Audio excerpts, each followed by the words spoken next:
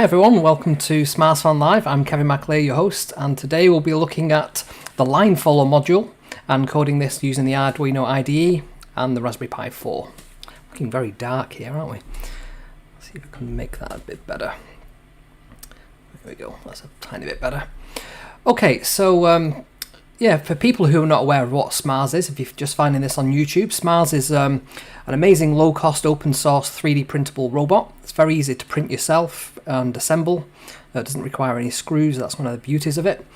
And it requires very little electronics or programming skills as well. So this is what this series of videos has been about. It's getting people up to speed with how to program and code using the Arduino IDE.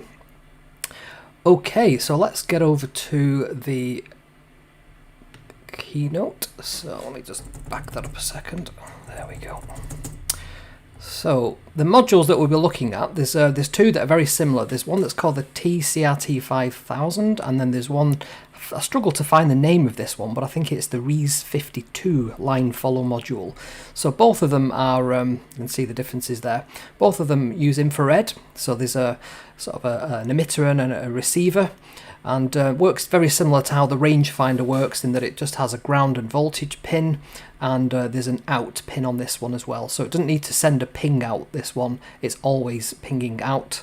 And this just reads back the value that it can see. So you get a value, I think it's just a value between 0 and I'm going to say 1024, I think it is.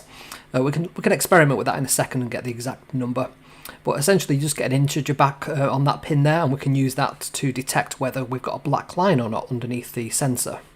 So the differences between these two modules then is that this module here has the sensor on the back of the board facing down, whereas the module that we use has the sensors pointing straight out. So that makes it very easy to mount in the module that we use.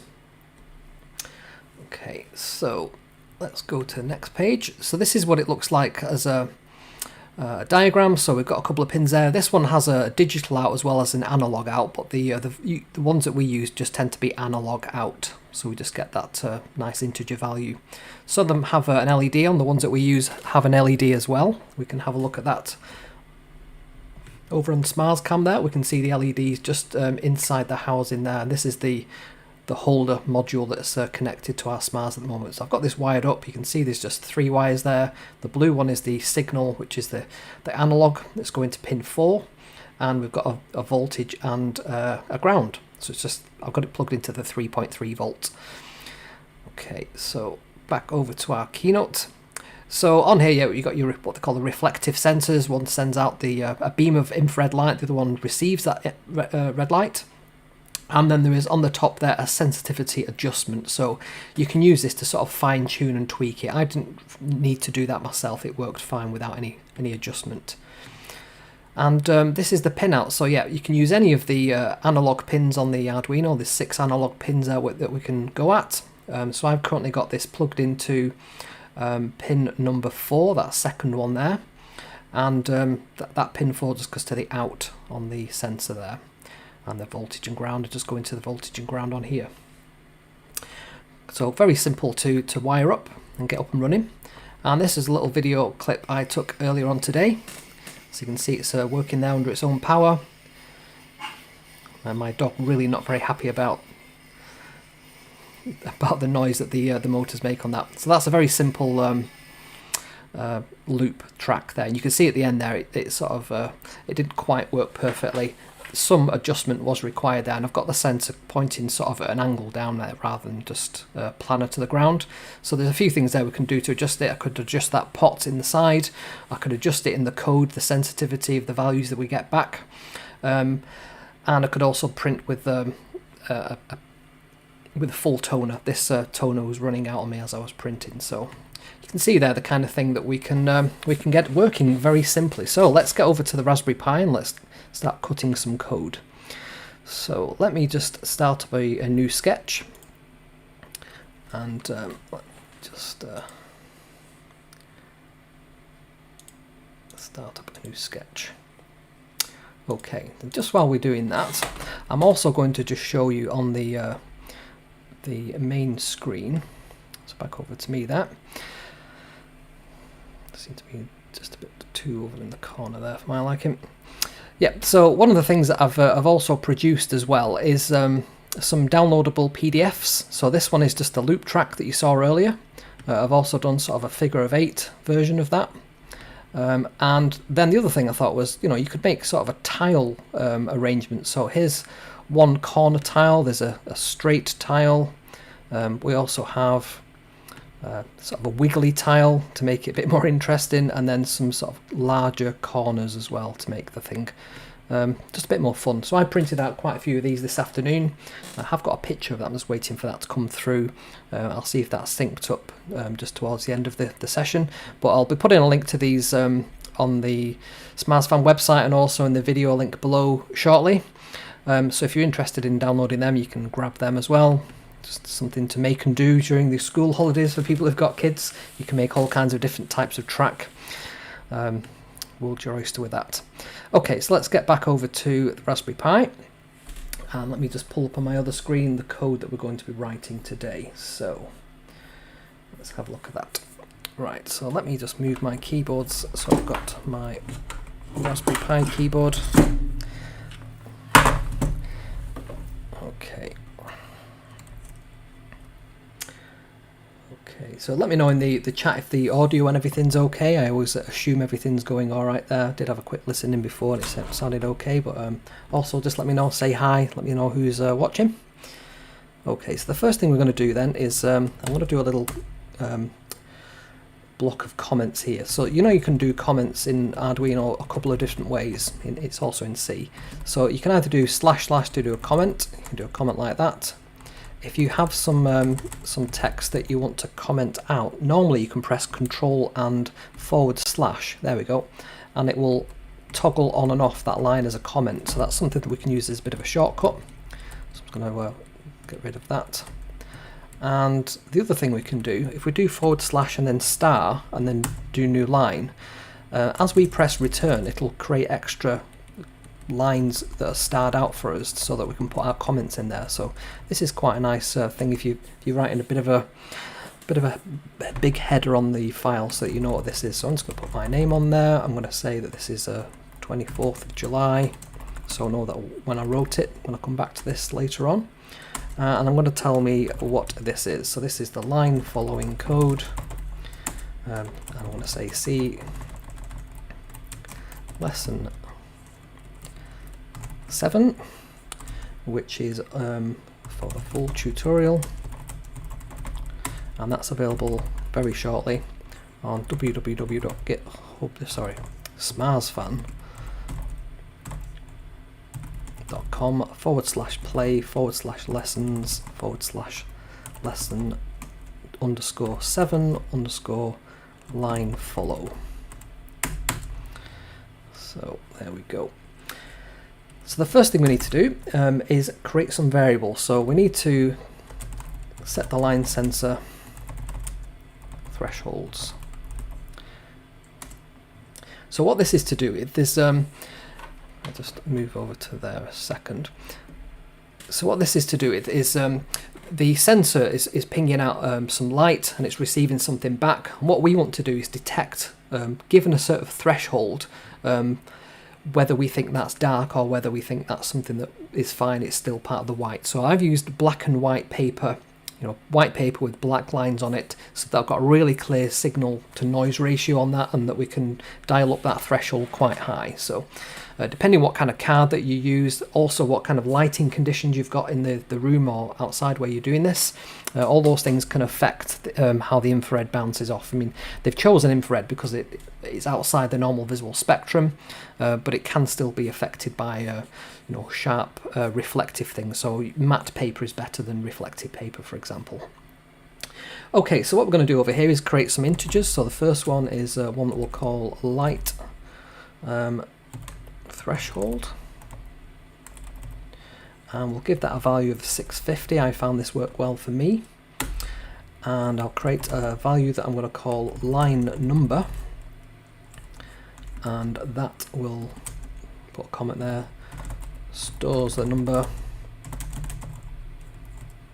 well, stores the line sensor value. And what we'll do is we'll also create one for the pin that we'll be using on our Arduino. This makes it again very easy to, because it's at the top of our code, we can look where the main variables are that we want to adjust. So this one is at the line sensor pin.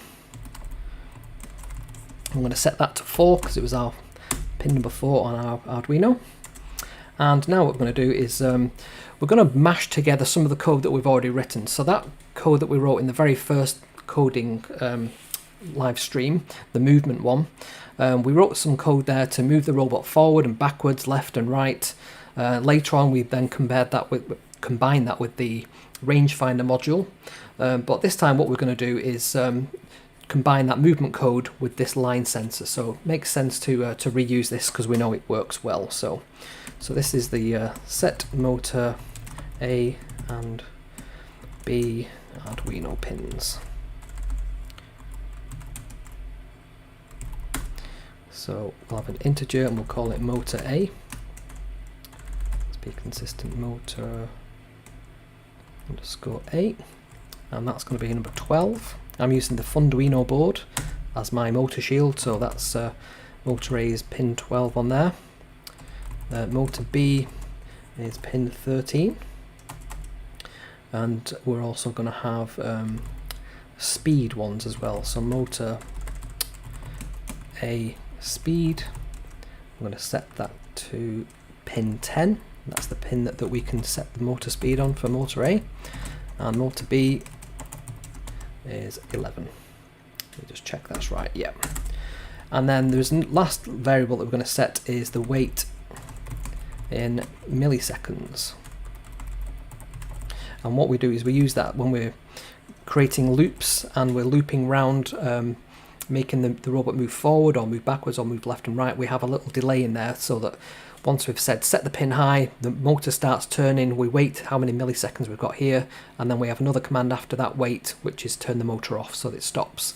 And it looks like continuous motion because all those start and stops are right up against each other in the loop, and it's only this wait that actually allows it to sort of turn on or off.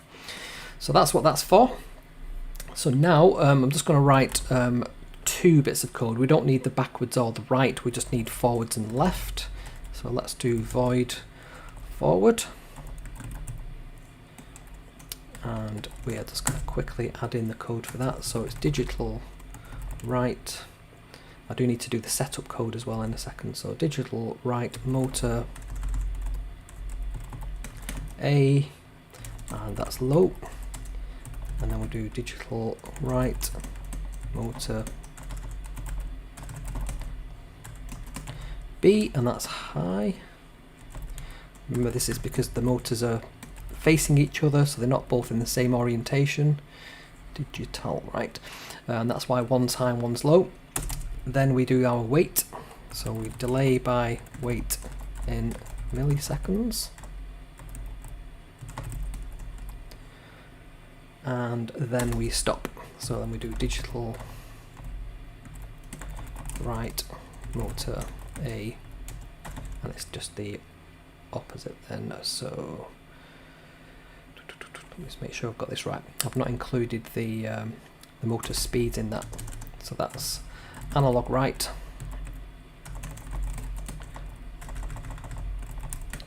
oh good grief, analog right motor A speed, and I'm going to set that to 255.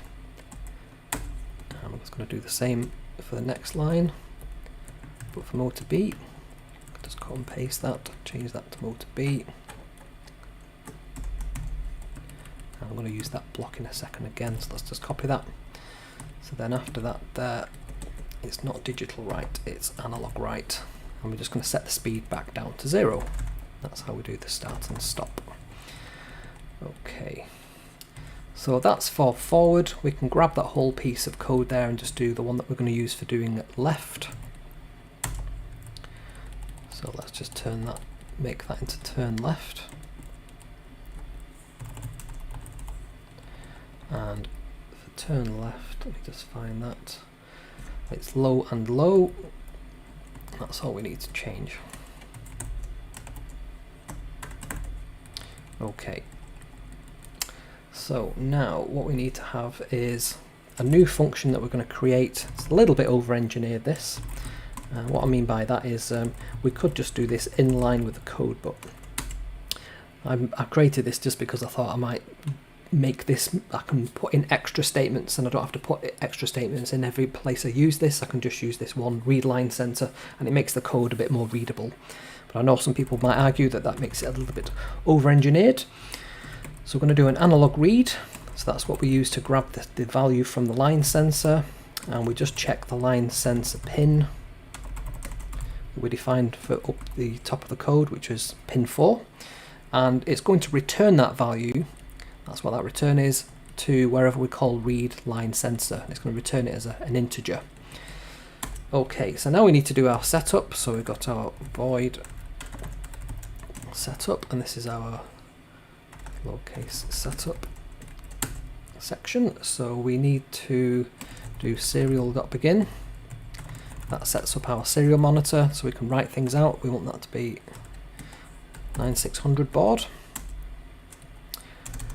And we want to set some pin modes as well. So pin mode, so motor A, that's an output. Pin mode, you guessed it, motor B, output. And pin mode, oh, we don't need to do the other one, that's fine. That's all good. So that's all we need to do for the setup, and then the main block of code, and it really is as simple as this to get the line sensor up and running. It's not a very complicated piece of code. So now what we need to do is loop through. So the first thing we want to do is read the value from the line sensor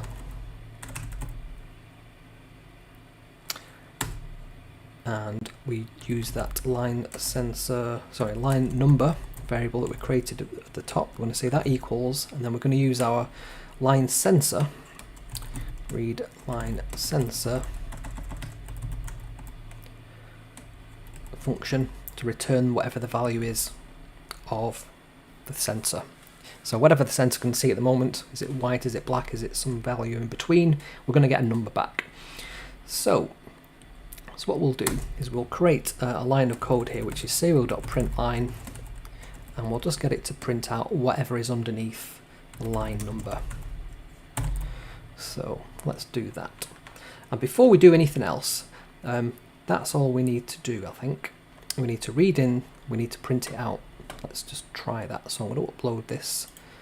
We need to save it first of all, so let's call it line sensor. It's compiling it. So let's have a look on our SMARS cam there. That should be flashing away once it's done uploading. Right, so let's open up our serial monitor and let's see what's going on. So we should be getting lots of values through there. So you can see it's all 2s and 3s. So if I move this paper underneath it ever so slightly, let's see if we can get it to go over a black line if everything's plugged in.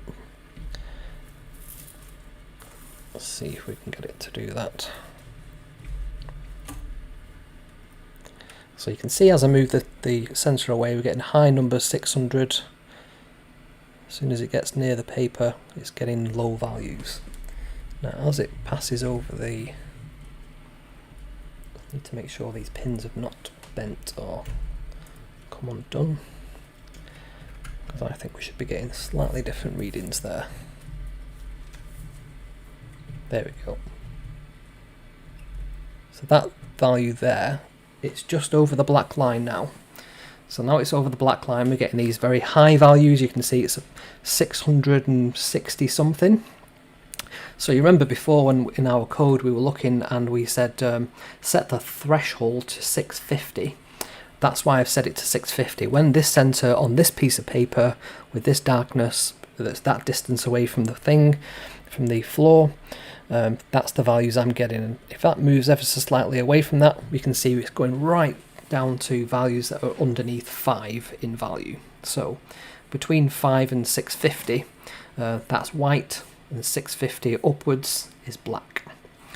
So that's what we're using there, that's working okay. So now we want to control our robot. So let's add some extra lines of code in between here. So what we're going to do is we're going to have a loop that says while the line number is greater than the light threshold that we defined as 650. Like I said, we can use that to tweak it. Threshold. Is that right? Threshold. So while the line number is greater than the threshold,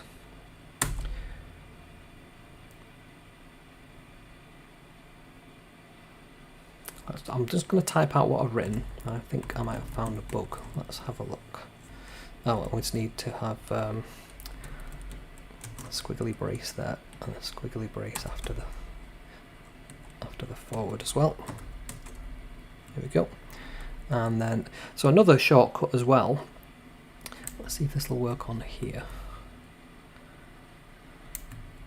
Not all the commands seem to work on the Raspberry Pi IDE, but normally what I can do when I'm using the Mac, let me just see, yeah, that would be command and forward brackets, and what that will do is it will indent or outdent the code. It essentially does that or that.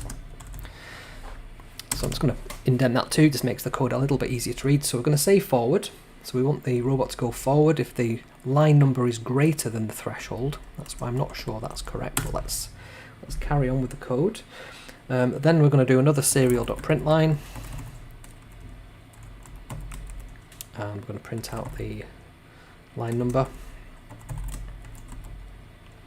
and then we're going to do line number. I'm going to read in a new value because we've moved forward, so we need to just re-establish what the value is now underneath it. So line number equals, and then read line sensor. Okay, that looks good. So that's while the line sensor is greater than threshold. So if it's above 650, that's correct, that's not a bug. If it's above 650, the robot's going to roll forward, and it's going to keep rolling forward while that value is high. So what we need to do now is check to see, so if, and this is within the, nope, that's not within the while, so that's fine. So if the line number is less than the light threshold, so we're detecting something dark, is that right? Light threshold.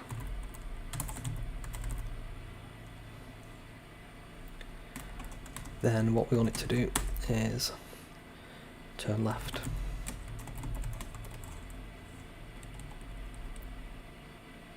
And that's right. So when we've got the sensor, let's just go back to our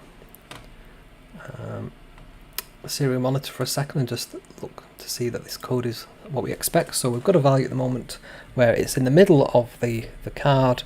It's searching around. What we want it to be doing is turning left until it finds that again. So if it was on the outside of the paper, turning left would make it hit the black line. So there we go, we can see the black line, and once it's got the black line, it's then captured by that while loop. So while the value is above the threshold. So while the sensor is above the threshold. So that's good. So we're going to make it turn left until it finds something. Now I could do left and backwards or left and forward, you know, but I think just turning left is probably enough for it to work fine. And then the code that I've been following along with also has an else. So let's put that in. So I don't know why this would ever be captured, but I don't think there's a scenario where this code would run. So let's do a printline, and we're just going to do the line number again, and we are going to say turn left, turn left, and go forwards. Okay, great. Let's just try and compile that.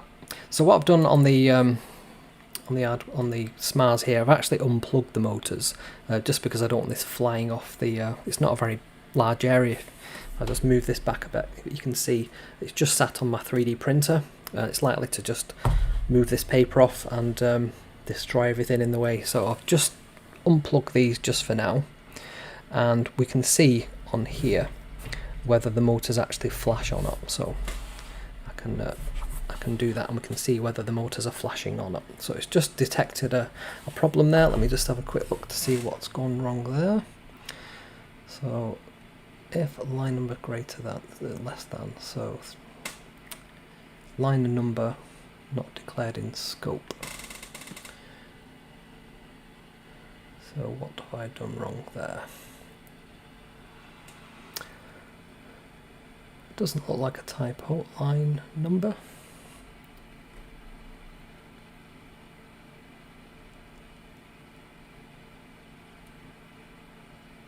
Turn left.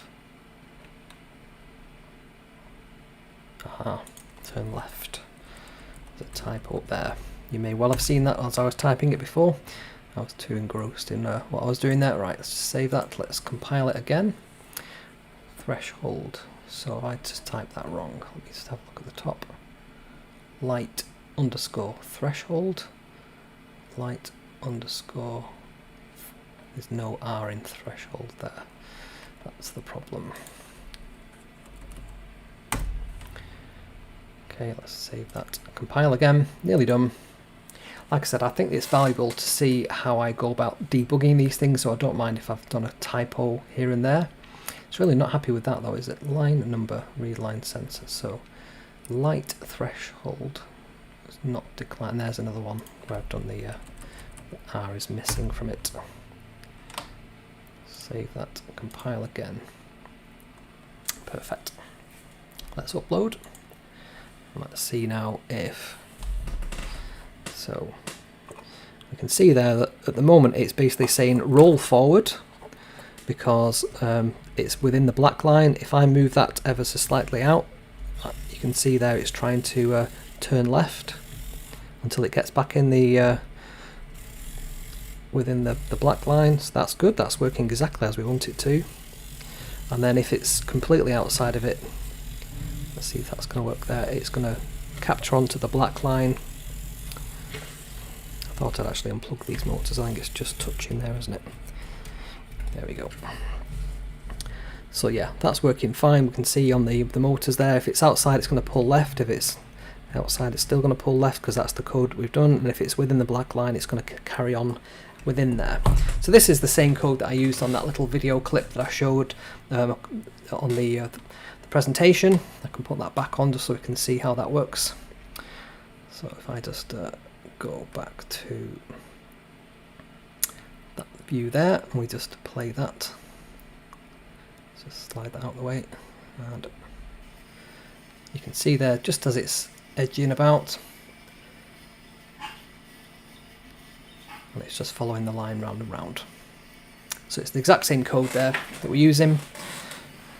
You can just see at the end there it just lost the edge for some reason. So it is quite accurate on how well it follows that line. So when we were creating the big plan before of all the different tiles, let me see if I can just find that tile, and so I'm just going to go onto my other machine for a second. I'm just going to try and find the picture. Let's see if that's come through yet. So I don't think that's come through yet. So what I've done, I'll just go and get it.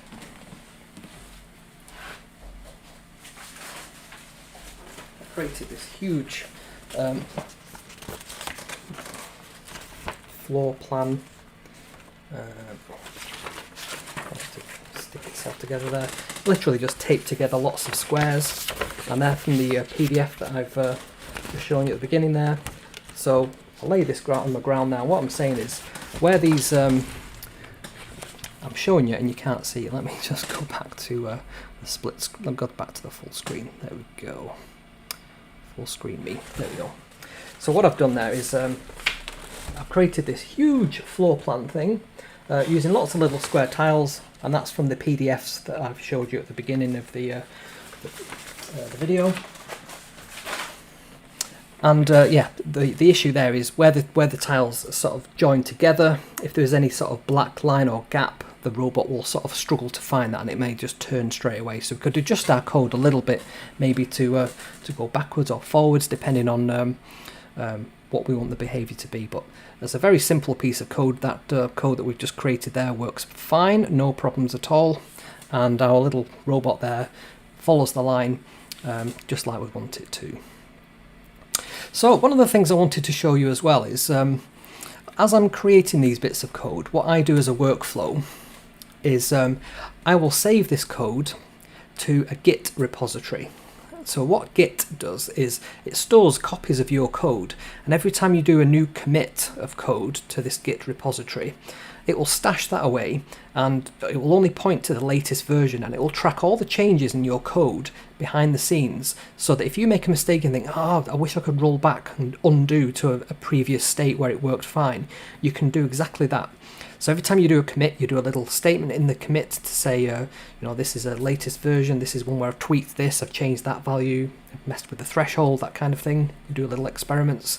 So if you make a mistake, you can find the previous commit that you made and then re-establish that and go back. So the Arduino IDE doesn't have any kind of source code control within it. And I see this as a bit of a failing, really.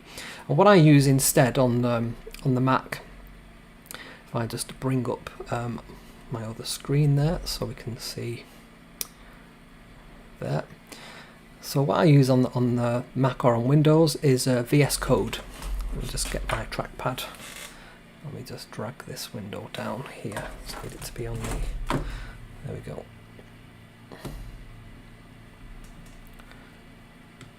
There we go, VS Code.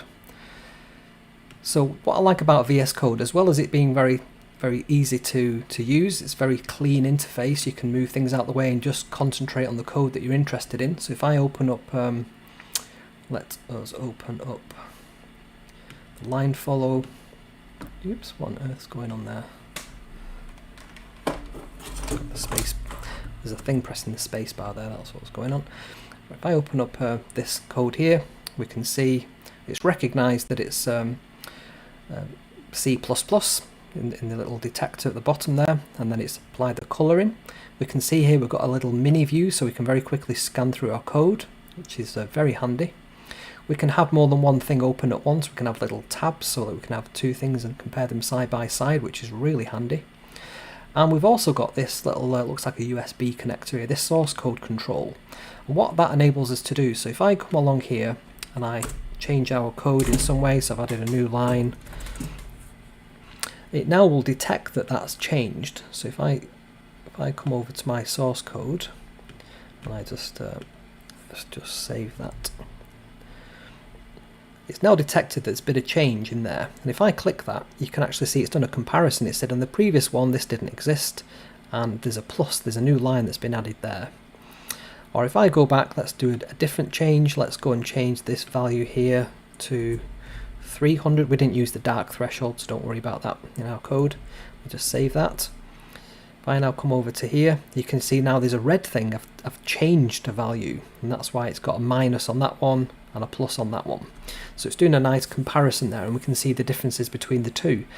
So it hasn't done anything else there at the moment, it's just detected that there is a change. So I can click this plus button here and stage that change, and then if I then type a little message in, so changed dark threshold, and I press that little tick button down here, it says right, there's a change pending.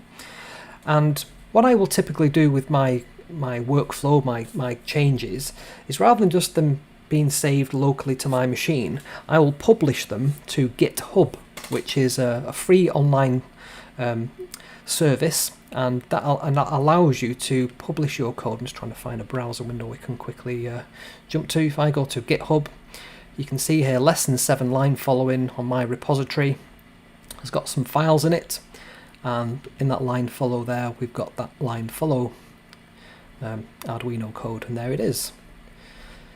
So what this enables me to do on using VS Code, if I just jump back to that again for a second, I can publish this just by clicking on that, and those changes, you can see the little progress indicator there, all those changes are being sent up to GitHub and published. So GitHub has got the latest copy of my source files, and that means I can start on one computer, I can switch to another one, carry on with that code, upload from that machine, come back here, just do a quick synchronization, and I've always got the latest code.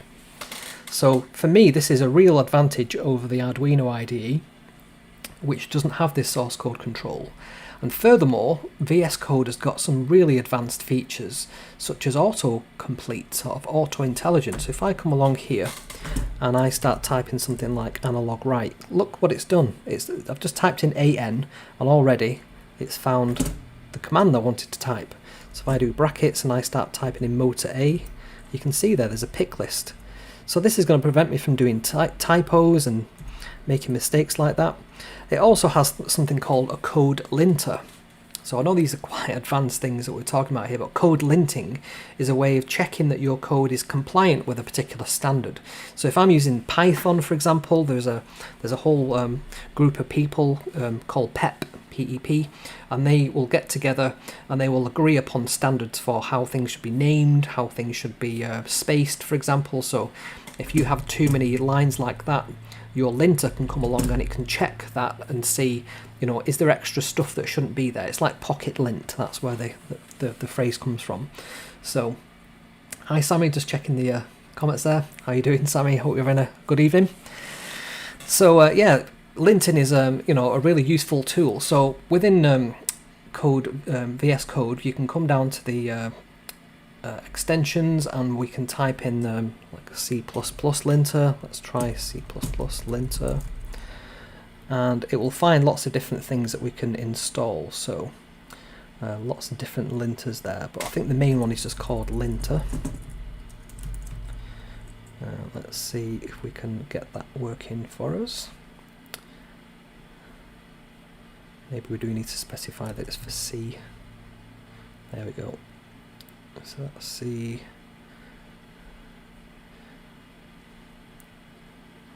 I'm just going to pick one in a second if I can't find one I'm happy with. And these are all written by third parties, different people have written these, so one way is to look at the version, see if it's, and the comments that's depreciated, let's not use that one. So what I'm going to do in a second, I think. Let's just give this one a go. What's this say here? It's in Chinese, that one, I think. Let me not spend too long doing this. Let's see what that says there. That's got IntelliSense. Has it got linting on there? It hasn't. Let's try let's try Python lint. Was it linter dash? Is that how you do it? Linter dash.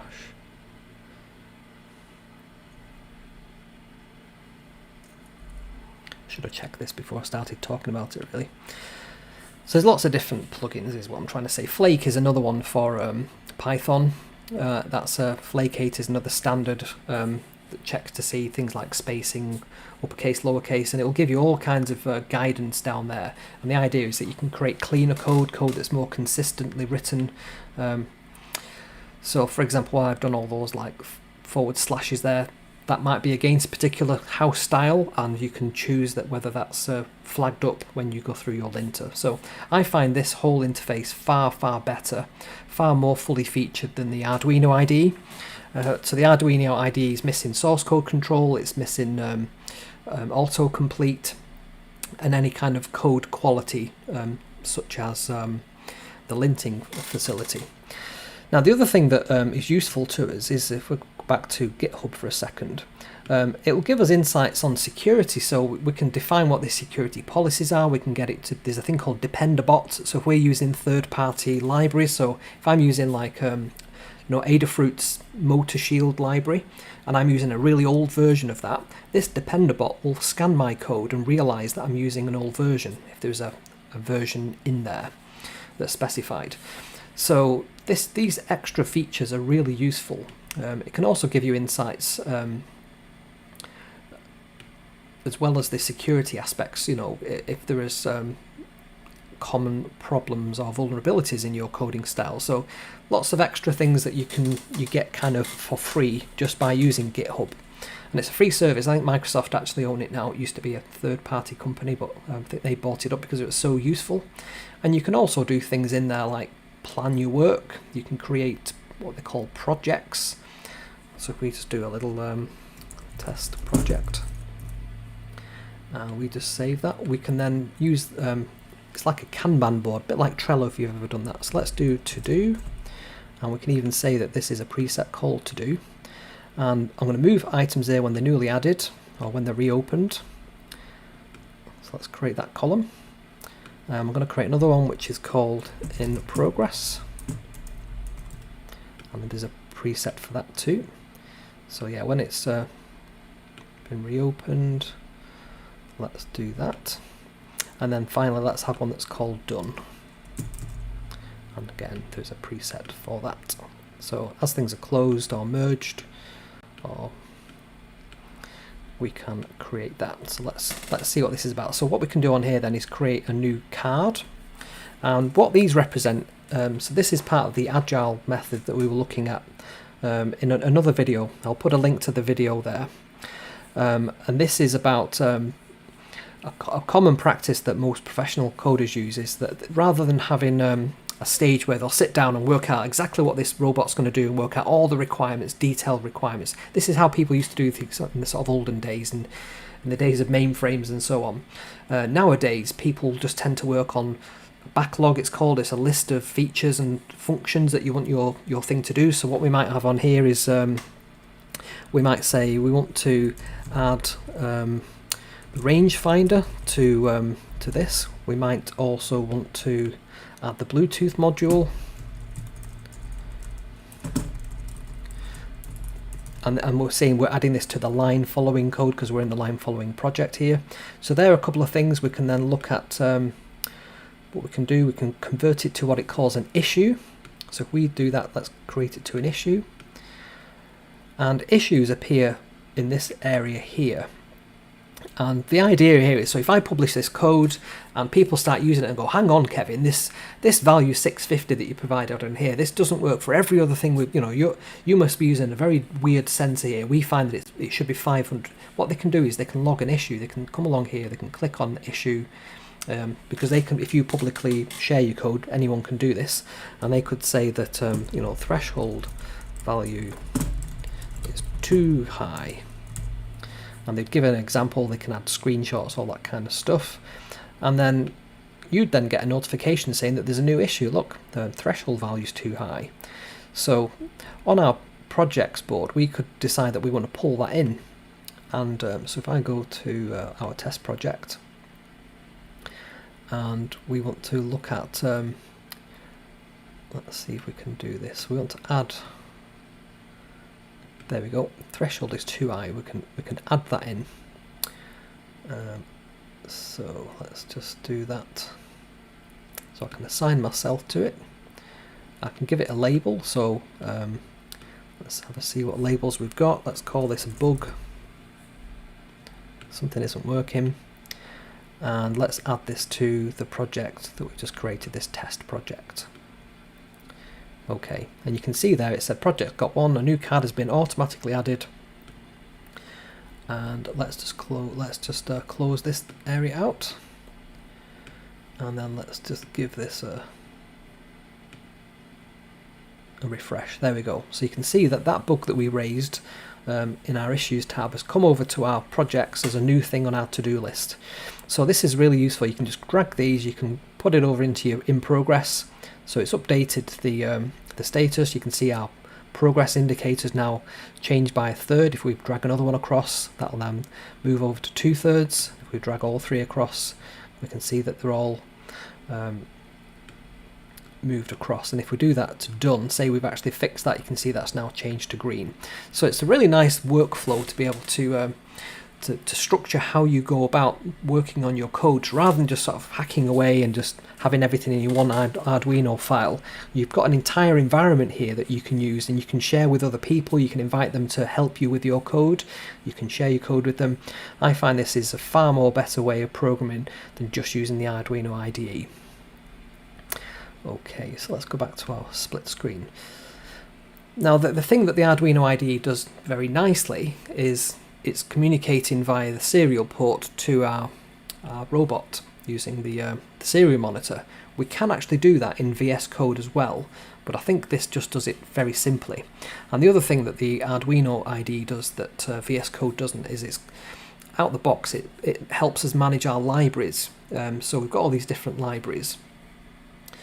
Let's see, I'm stuttering a bit there. Let me just close down. Let me just close down some things on here. I think something's struggling a bit. There we go. Let's get rid of VS Code. That's better. I could just see my little window up there. I was stuttering a little bit. Yes. So as I was saying, you know, what we can do in the Arduino IDE is use lots of different boards. So all the boards are supported kind of out of the box, and it is the environment that people choose to go to when they're developing for the Arduino or for other boards such as the ESP32 or the Node MCU. The list is endless really.